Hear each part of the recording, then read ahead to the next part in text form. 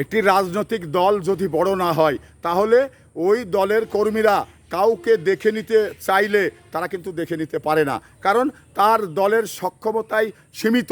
তাহলে সীমিত সক্ষমতা নিয়ে যেমন আপনি একটি মানুষকে দেখে নেবেন, আপনি একটি মানুষকে হেনস্থা করছে রাজনৈতিকভাবে, আপনি মানে জনবল না থাকলে, জনপ্রিয়তা না থাকলে আপনি তার প্রতিবাদ করতে পারবেন না, প্রতিরোধ করতে পারবেন না, এটা আমরা দেখতে পেয়েছি। তো এনসিপির নেতা যারা রয়েছেন তারা কিন্তু প্রত্যেকটি জায়গায় হেনস্থা হয়ে বাংলাদেশে ফিরে আসছেন, বাংলাদেশেও হেনস্থা হয়ে ঘরে ফিরছেন, কারণ যেখানেই যাচ্ছেন তাদের কথাবার্তা, তাদের প্রতি মানুষ এত ক্ষিপ্ত হয়ে আছেন, তাদের প্রতি মানুষ এত বিরক্ত হয়ে আছেন, যা তারা কথা বললেই জনগণ কেন যেন খেপে যাচ্ছেন, জনগণ কেন যেন এই কথাটা মেনে নিতে পারছে না।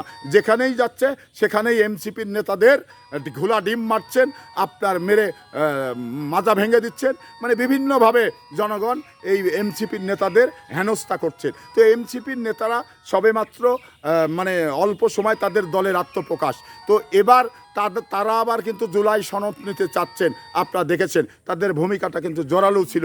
তো সে জায়গা থেকে আমি মনে করি ঝড়ে বগ পড়ে গেছে, এনসিপির কেরামতি বেড়ে গেছে, এনসিপির যে সক্ষমতা এ নিয়ে বাংলাদেশে একটি সরকার পরিবর্তন করার বিষয় যদি তারা ভাবে, এটা চরম ভুল করবে।